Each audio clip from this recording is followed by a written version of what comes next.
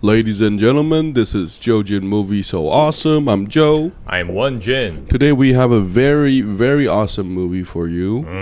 We're doing this just in case you haven't watched it.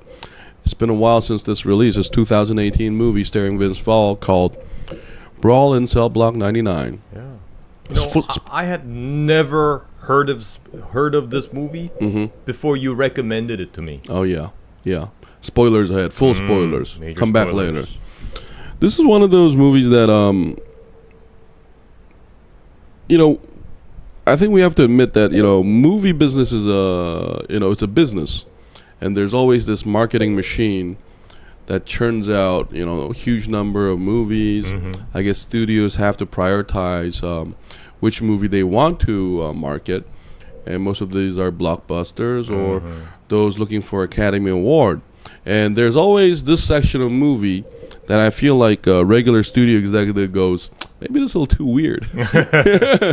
And I'm not sure if this can attract a lot of audience. Yeah, for whatever reason, whether the theme is kind of they feel like it's not trendy, or in this case, fucking violent. And I mean, even if it's fucking violent, it would still make commercial sense if it has names like Quentin Tarantino or Robert Rodriguez, or like so-called like Tom Cruise, right? But this one, I mean, don't get me wrong, Vince Vaughn gave us great joy as a comedian, and he did try out playing serious with True Detective Season 2, but this one I felt like his acting carried it. Like, I don't know what it is. I always felt that Vince Vaughn was a great actor because he was in that movie with J-Lo, and where like The Panic Room or something, and he plays a cop, and I thought he played a serious guy pretty well. But I feel like Vince Vaughn is one of those actors that his famous role just like defined him so much as a comedian. Yeah. But here, like, I think 2018 is like some years away from his prime, so to speak. I'm not saying his prime is like over or anything. There might be another renaissance, like Matthew McConaughey, for example. But here he plays a very serious guy, like a thug. And I think he was like you said, his acting carried it, and he was able to convey a lot of feelings and emotions without being too talkative. Yeah, without dialogue. Yeah, it kind of reminded me of, what's his name, Ryan Gosling in, what was it, Driver? Yeah. It reminded me a lot of him. Because in both movies, the lead actors are very reserved. They rarely have like we constantly have to guess what they're thinking. Yeah. And to me, it was very clearly conveyed because of the acting. Yeah, I mean, that's a good comparison, because this one does have a noir feel to it, only except it happens in prison. And I always found like the cell block 99, the number, interesting. I like it's like a descent to hell, right?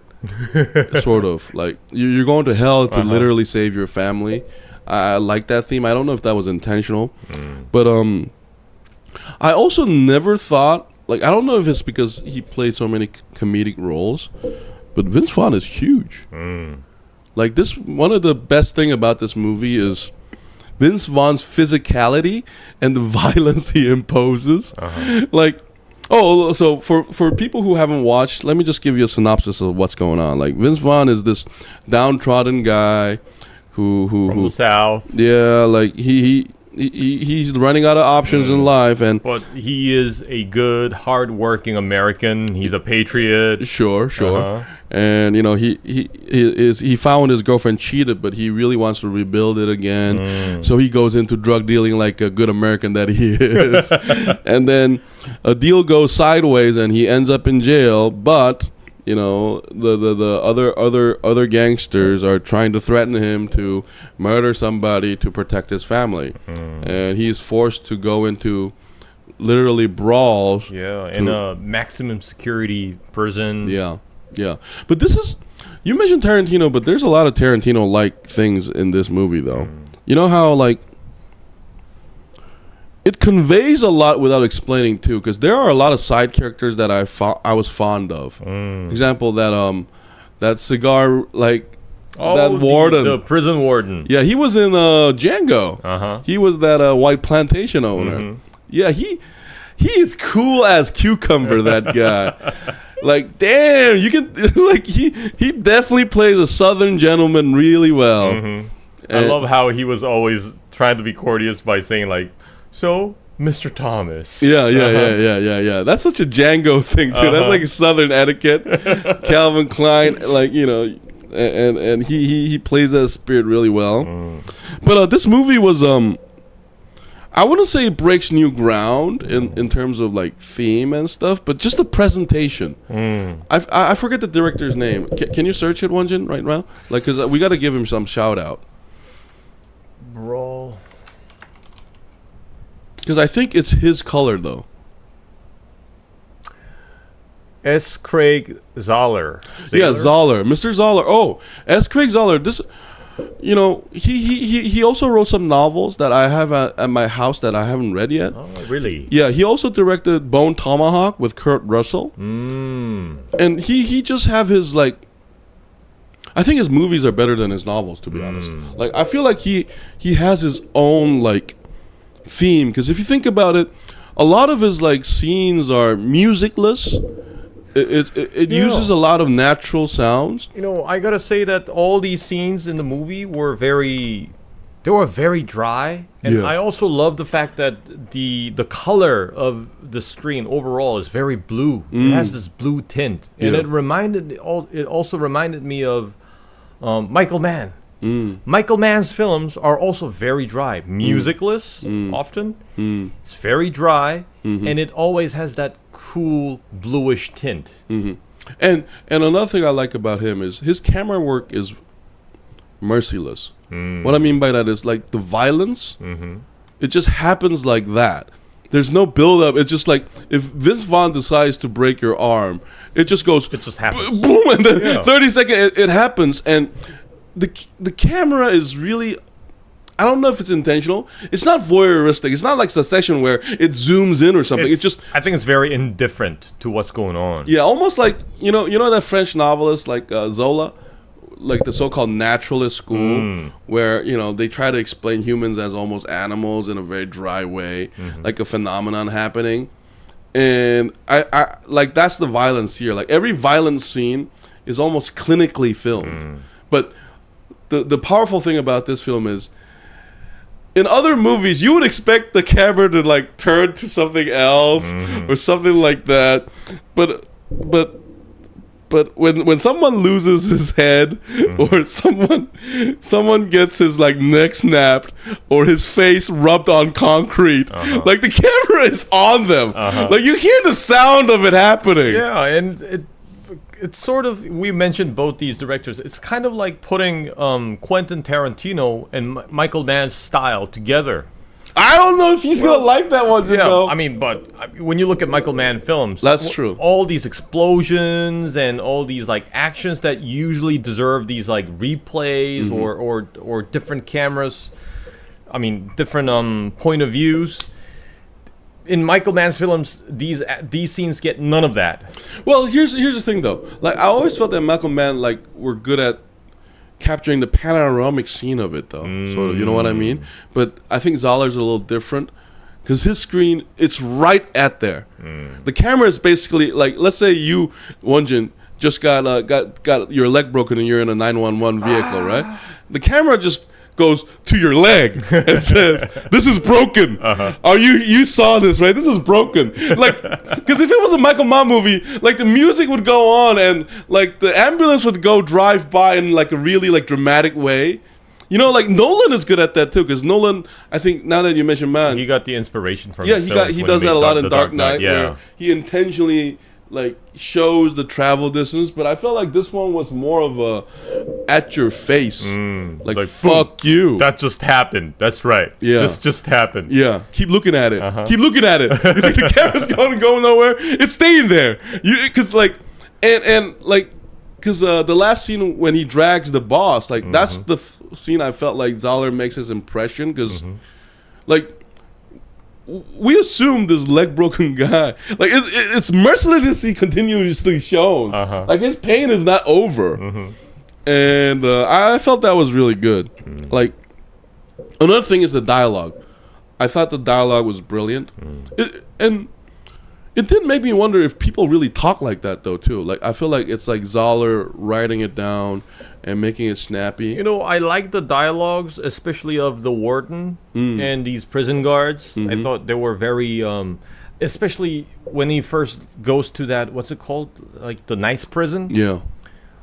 I especially like the scene because everything was so, It was kind of like getting a tour of the prison life.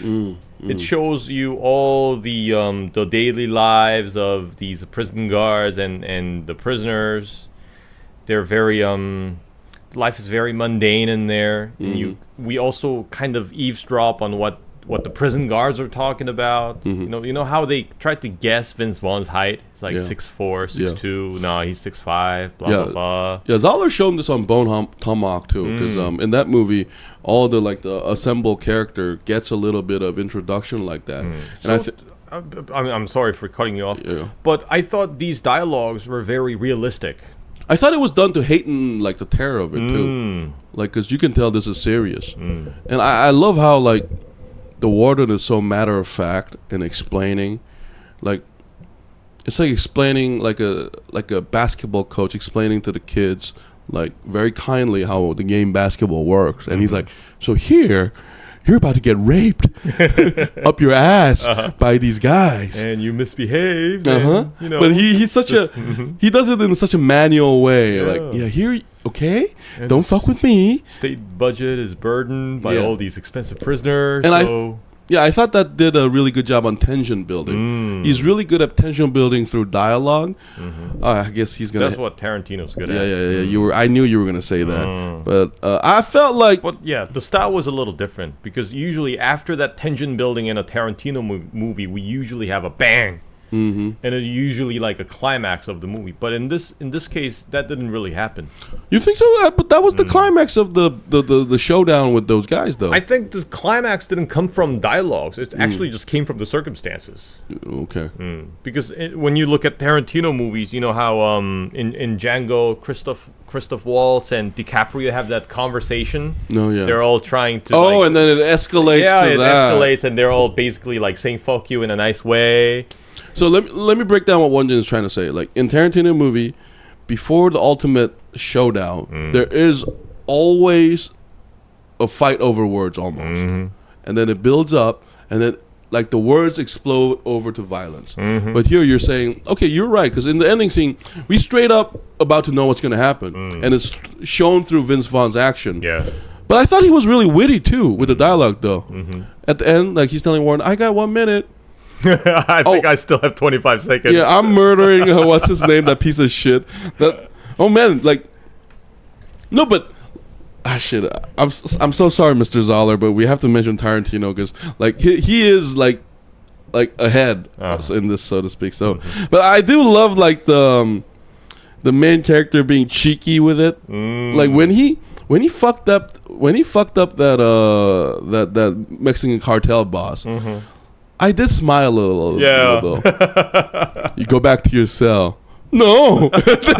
Like, and you clearly don't understand that you have the leverage here. Yeah, like, because like, no, but hats off to the actor though. I felt like him being so arrogant. It almost it almost made me feel like, is Vince Vaughn gonna like back down? Yeah, no. Because like the moment before Vince Vaughn approached him, he was basically behaving like he was untouchable. Yeah. With that phone call to his which was disgusting, by the way. Like killing your baby before they're born. I don't know even if that's possible. Not even killing. It was like mutilating. That the was baby. Sick ass shit. Like. No, but one of the things I like about Mr. Zahler's movies is that all his villains are so irredeemable. like we're gonna talk about Drag Through Concrete after this, but this, and then maybe Won-Jin can, if he wants to, watch Bone Tomahawk too, if he haven't yet.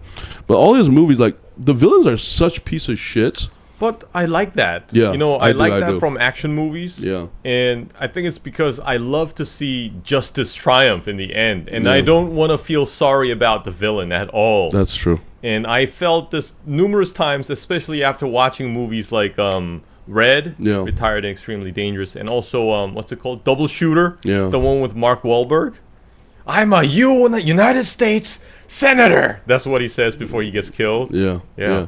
So I love all those movies where these villains don't have any favorable or any honorable qualities. You like good underdogs defeating those assholes, like rich fucking assholes, so to speak. So if the villain is gonna be redeemable, at least I want someone like Magneto. Yeah. No, but he was a complex character. But yeah, exactly. So I want someone complex. Yeah, because but this one is different because this is a one-shot movie, and you know what? I also loved how they make like Vince Vaughn's like violence like believable. Like, no, I don't agree. Really? Like, the moment when he snaps his his leg, is Azalea or something, that with drug cartel boss. When he snaps his thigh, I was like, no, yo. That's the strongest bone in our body. There's no way that he's gonna snap that in half unless he's like Captain America. No, Won-Jin, but in the movie's defense though, when he broke that and I saw Alazar's pants piss, I did get a certain satisfaction. That was a great detail. Yeah, by the no, way. because he pissed himself. You can see the stain on the pants. Yeah. At first I was like, what is that stain? Is that blood? And then I realized, okay. Yeah, he pissed himself because like Vince Vaughn pulls his leg up and then uses his arm to bash the guy's leg in.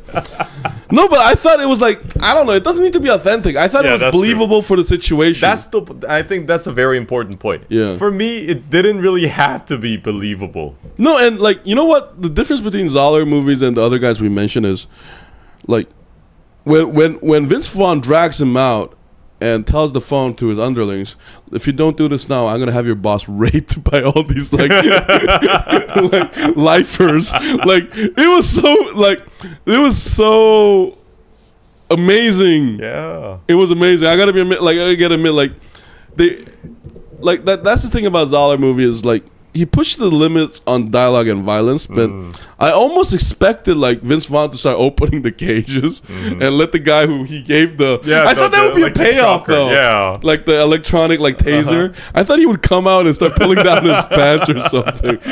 Like that's how like believable it was. Yeah, but oh man. Oh Jesus! After seeing all that action in the near the end of the movie, I couldn't help but wonder, why was he overpowered by that what's his name, Pedro and Roman at the docks? If he could fight like that, because that didn't make much sense to me. No, but I guess because you got to remember in the beginning, I don't think he was going out for all violence, but the latter one, like he's fighting literally to kill these guys. No, what was more unbelievable for me was when he elbowed that guy's spine and that apparently cracked. And kills him in front of his boss. Like crack. I was like, that was new. That was one strong human being. Like, you know what that means? Vince Vaughn can literally rip your face off. Like that's how strong he is. But I do feel like the movie was filmed really smart to show how imposing Vince Vaughn actually is. Because I never thought of him as that big, but when he was like fucking up that prison guard, I was like, I'm shitting my pants. Like, I mean, I knew he was tall because I remember him from this movie called Swingers from '96 when he was he was in the movie with Jon Favreau. Yeah, and you know when you watch Iron Man, you can kind of tell that Jon Favreau is not a small guy. But when you see Swingers, when you see them together, you can kind of tell that Vince Vaughn is really tall. No, and in the movie's defense, if you've seen like Tyson Fury, the boxer, the heavyweight boxer, and Wilder fight, Tyson Fury has a body just like Vince Vaughn. It's not muscular at all, but that motherfucker is huge. Like in real life, like you don't need to be muscular to be really strong. You got these guys that are like 2 meters tall that can rip your arm off. Like not literally, but your bones are gonna crack. And I felt like the movie did enough to show, like, because if you think about it, Vince Vaughn is always the biggest guy in the room. And like, Even the Roman guy was supposed to be pretty big. Yeah, yeah. He I was could like, tell he was supposed to be like an imposing character. yeah, but like a bodybuilder type. Yeah. But like Vince Vaughn, like it was believable to me. Like, and the bone showing violence is crazy too. Like that Jackie Chan motherfucker, I felt sorry for him a little. I don't think he deserved that.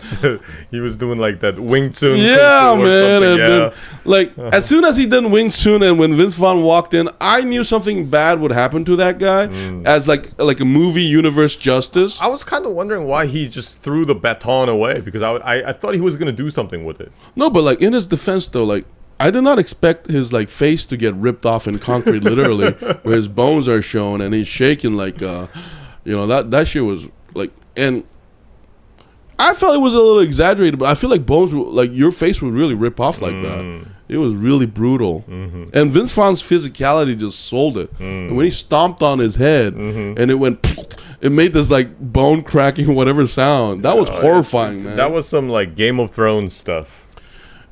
Like, oh man, and the camera lingers on it too. It shows his like, you see that, like his face is clean.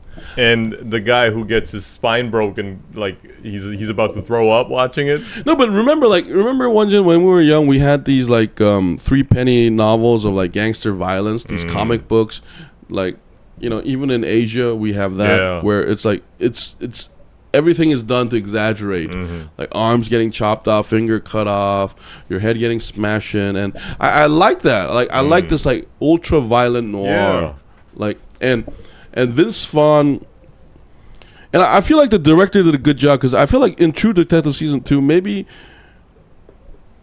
actor needs good like cameramen and directors to let their acting shine too, and I felt like this kind of like justified that Vince Vaughn can play like a real tough guy. Yeah. And after finishing the movie, I later on realized that, when Vince Vaughn goes all apeshit crazy angry at the car, his wife's car, that thing was a foreshadow. Yeah. Remember how he basically dismantles the car with his bare hands? Yeah. Yeah. But that was I felt like that was like the last time he was emotional though. The other one, he's so clinical with this violence. He was kind of suppressing it all. But another time he became emotional was when he first enters his prison cell, because he was angry about getting 7 years. Yeah, but back to your point, you are right in that. I want to praise Vince Vaughn's acting, because like by the half of the movie, he's so intimidating without ever speaking. Like I couldn't believe that arrogant prison guard would fuck with him like that. I was like, are you crazy, man? with a broken arm. Yeah, I was like, this man is insane. And then he gets his head smashed with the door. Oh Jesus! I did not feel sorry for that prick though, but I did feel sorry for the black guy. Yeah, he was just like, he didn't seem that bad. Remember, he didn't die. Yeah, considering the situation. He even says in his line, "I'm not dead." Yeah, and we have some fantastic, like Jennifer Carpenter playing the wife. We forget to mention, like she was really good at playing that. She was in Dexter. And also vulnerable movie, yet strong wife. White Chicks. Yeah. We love that movie, White Chicks. Yeah, and I even love the ending to it too, because I think everybody knew that he was gonna die. Yeah, I like the moment he killed the prison guard with the door. He's gonna. Yeah, die. I knew that there wasn't gonna be like a happy ending for him. And I love that Vince Vaughn was ready for it too. And the ending goes like his heads get like blown off, and the music turns on, right? The music on the radio, I think, was on the car. Like, yeah, it was overall. I give props to the director for delivering something so unapologetically violent and entertaining. Yeah. Yeah. Unapologetic and entertaining as hell. Nothing overly complicated. I love the fact that he doesn't invest too much time in unnecessary characters. And I also love the fact that he was doing all for the family. It's just like it's a classic theme, and it reminded me a lot of Con Air with Nicolas Cage. Yeah, put the money back in the box. Yeah, yeah. He's got to get back to his wife and daughter. But I mean that one had a happy ending, but this one didn't. And my favorite part in the movie was surprisingly when his wife was returned to his friend Gil, and they just pull out this rifle and then shoot that creepy dude, and the so-called abortionist. Oh, disgusting. My favorite fuck. part was when his pregnant wife gets that rifle handed over and she shoots him herself. That was I almost applauded in that scene. That was my favorite part. I agree with you. I loved it. No, because like I knew something was gonna go down when that doctor said. He said something. Don't approach the vehicle. No. Like after they leave Carpenter and the doctors are so disappointing or something. Oh, so disappointing. I was like, oh, given that I've watched this movie for an hour and 30 minutes so far, I'm like, the movie universe tells me that something fucked up is gonna happen to you for saying that. And then right away, like Vince Vaughn's friend pulls out the M16 and blasts him. I was like, fuck you, you disgusting piece of shit. And I love the fact that his wife then gets it. And she's waiting for him to crawl out of the car. See, Won-Jin, if this was Tarantino, like we would have had like a music and then like a slow-mo Carpenter walking towards the doctor and then blasting him with the M16 and like Vince Vaughn's friend going like this. So I felt like that, like the dry killing was kind of like more impressive to me. Yeah. And man, that Korean doctor deserved it. Fuck that guy. I can't believe like I never even knew that the word abortionist existed. No, first of all, I didn't even need to like see this movie does it well, like so heinous. Like I like how it's like 60s and 50s like gore novel, like I mean like hardcore detective novels where you meet like real sickos, and I like that feel, and the movie just shows it all. Yeah.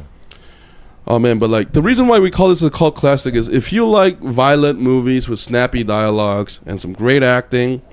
Hey, and hats off to the casting. Yeah. None of the casting I felt like was out of line. Even what is his job? Is he like a lawyer? The guy with the German accent? Oh yeah, even he was a great cast. Yeah, he's in a lot of movies. Doctor, but yeah. Like the Mexican villain guys did a great job of playing the cartel members too. But anyway. Oh, and we had a cameo. We had what's her name? Devin Windsor. Yeah. As a cameo. Yeah. A Victoria's Secret model. Yeah. Hey, she's still beautiful. Like I like surprises like that. But Zahler, like he has great novels. If you like this kind of certain genre of like rated R fun, I highly recommend it. Won-Jin is gonna watch Drag Through Concrete soon, and we're gonna talk about it. Yeah, and for those who haven't seen it, Bone Tomahawk, that one is probably the most violent. But anyway, let's give a number grade to this movie. What do you think? I would give this an 8.5. Wow, generous. I would give this an 8.5. Yeah. I really enjoyed it, and I think I'm more than willing to watch it again if I ever see it on TV. The only thing that it was missing was, I think, like, I don't know, something that I wasn't really convinced with. You know, how he couldn't handle those two goons at the dogs. I'd give this an 8 though. Like you know why? Because it is sort of a slow burn in the beginning though. Oh, that's true. And because it really takes a lot of time for him to enter prison.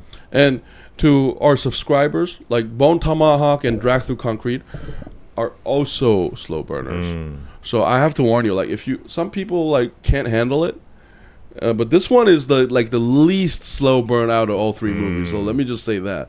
Like Drag Through Concrete is a 3-hour movie, but the first 2 hours build up. Yeah, and the fact that the shooting style itself is pretty dry doesn't really help with this. Yeah.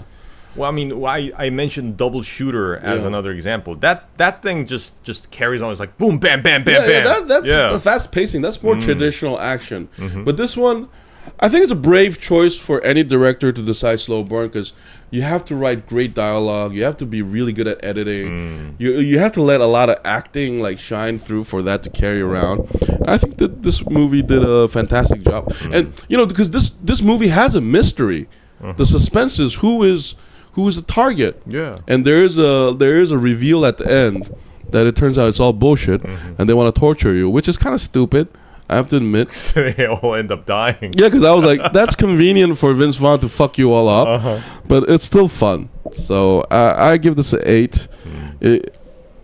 Because there's other movies I would actually give higher grade, but we'll talk about that when we talk about that. But anyway, this is definitely a cult classic. I will return to it when I'm bored because I really love the story and how it's just one hour and 47 minutes or something. It's perfect. It wasn't even too long. Yeah, the pacing is perfect. So we highly recommend watching Brawl in Cell Block 99 if you haven't, and all the other Zahler movies. Hey, me and Won-Jin will be back in around 5 minutes to talk about the recent trailer on Dune Part 2. Thank you so much for tuning in. This has been JoeJin Movie So Awesome. I was Joe. I was Won-Jin. We'll see you soon. Bye, bye, bye. Bye-bye.